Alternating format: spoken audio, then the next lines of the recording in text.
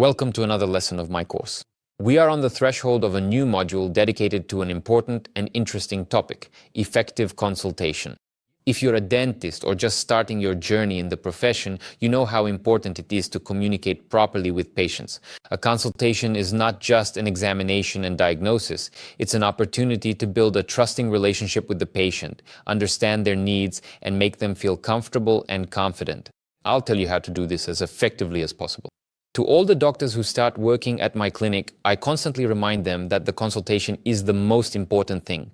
Not the equipment, not the comfortable chair, not even your knowledge and skills. It's the conversation that determines whether the patient will stay with you, trust you, or go look for another specialist. That's why every staff member's focus during a consultation should be at its highest, so that everything goes perfectly. For me, as the owner of a dental clinic, it's essential that my staff know how to conduct a consultation and communicate with patients. Why? Here's a simple example for you. We spend money on advertising, attract a patient, and then the doctor dryly mumbles something about cavities, points at the x-ray, and prescribes some unclear treatment. The result? The patient is terrified, the money is wasted, and our reputation is at stake. But I'm saying all this also as an ordinary person who goes to see doctors too. Unfortunately, that experience isn't always a pleasant one. When I first started working, I thought the main thing was knowing how to place braces or change an arch wire. But I soon realized that being a genius in dentistry isn't enough. You also need to know how to communicate with people. For example, I recently had a consultation with an endocrinologist. He's a good friend of mine. He's a great and highly qualified doctor, but I decided not to continue treatment with him. And all for one simple reason. I didn't understand his instructions. What exactly do I need to do? In what order? And most importantly, why? In other words, I didn't even understand the treatment plan, even though I'm a doctor myself. After all, I'm a dentist, not an endocrinologist. That's why the terms my friend used were unclear to me. I'm afraid to imagine what it would have been like if I were just an ordinary person without a medical background. That's why it's so important to find common ground with the patient. At one point, I even got a job at a public clinic. Yes, that's right. The very one with long lines and interesting characters, all for one purpose, to improve my communication skills. At the beginning of my career, I worked a lot with patients and saw them for appointments, but I didn't consult them. That was handled by my mentor and supervisor. By the way, he is the creator of the Orthodontist Expert and Right to Ortho projects. He's actually one of the top orthodontists in my country. But let's get back to the topic of the lesson. When I started working at a public clinic, I set myself a specific goal: to learn how to find an approach to any patient, regardless of their social status, psychological type, or manner of communication. And you know what? It worked. Now I want to share with you some valuable experience that will help you avoid the most basic mistakes and immediately start consulting in a way that makes patients feel truly heard. So they leave us not with anxiety, but with a clear action plan, come back specifically to you and recommend you to their friends. It doesn't matter who you are, a dentist, a neurologist, a dermatologist, this module will be useful for everyone. But before we dive into the details, let's understand why it's even necessary to devote so much time to a consultation. Here are a few facts that will make you think. 54% of patients' complaints and 45% of their concerns during the initial consultation go undetected. This means that the patient leaves without ever having shared their main concerns with you. On average, doctors interrupt the patient just 18 seconds after they start talking. Imagine how this affects trust. Only 16% of doctors ask patients if they have any additional questions. And almost no one checks how well the patient understood what the doctor said. You and I might use a lot of complex terms in our speech that are unfamiliar to people and far removed from medicine. And uncertainty, the unknown, scares many people. Moreover, patients might misunderstand recommendations and even harm themselves. That's why you should always check if the patient has any questions left and ask them to explain how they understood what you told them. These data show that even experienced doctors often miss important points when communicating with patients. But the good news is that this can be learned. In this module, I will tell you about a consultation model that will help you become a master at communicating with patients. It is based on the Calgary-Cambridge model, but I have adapted it for myself. In general, I recommend not taking anything on faith and looking for the approach that works best for you and your patients, refining it as needed to achieve the best results. The Calgary-Cambridge model is considered one of the most effective in medical communication. It breaks the consultation down into logical stages, from establishing contact to jointly planning treatment. This helps the doctor not to miss anything and helps the patient better understand their condition. Unlike the traditional questionnaire, this model teaches the doctor to listen actively, show empathy, and check whether the patient has understood everything correctly.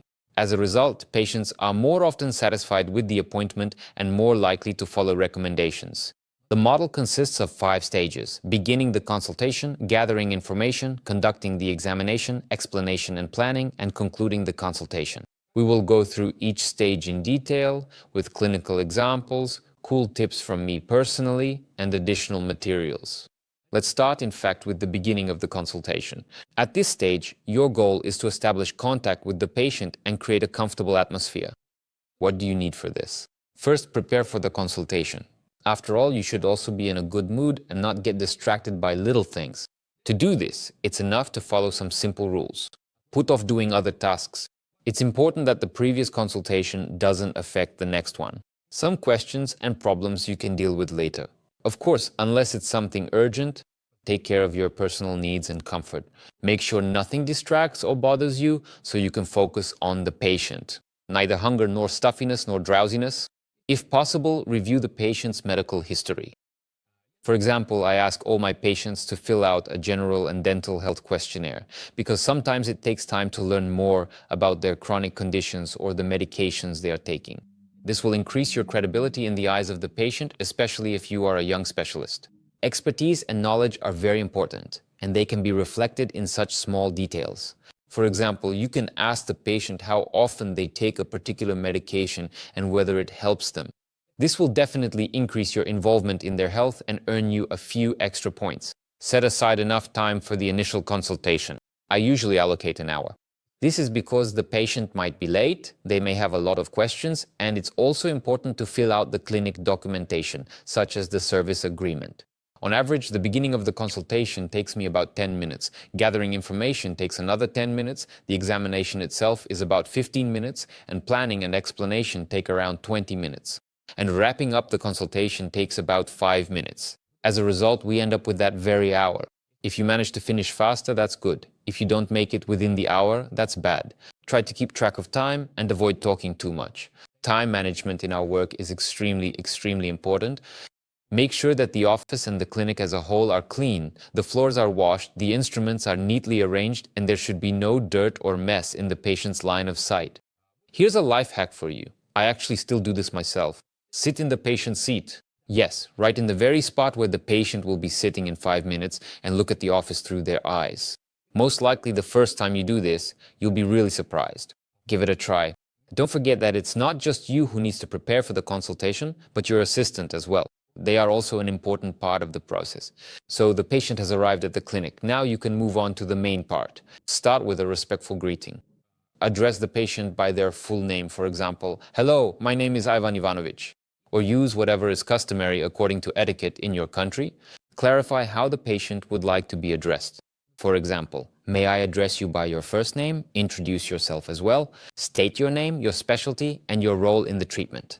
For example, "My name is Mark. I am an orthodontist. Today I will be conducting your consultation and helping you understand your situation."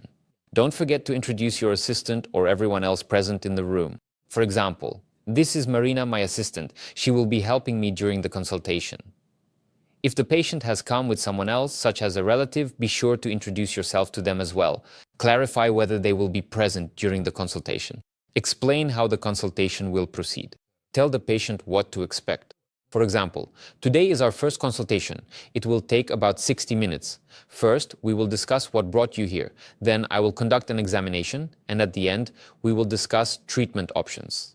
This helps the patient feel confident and understand what is happening. Research shows that the beginning of a consultation is a critically important moment.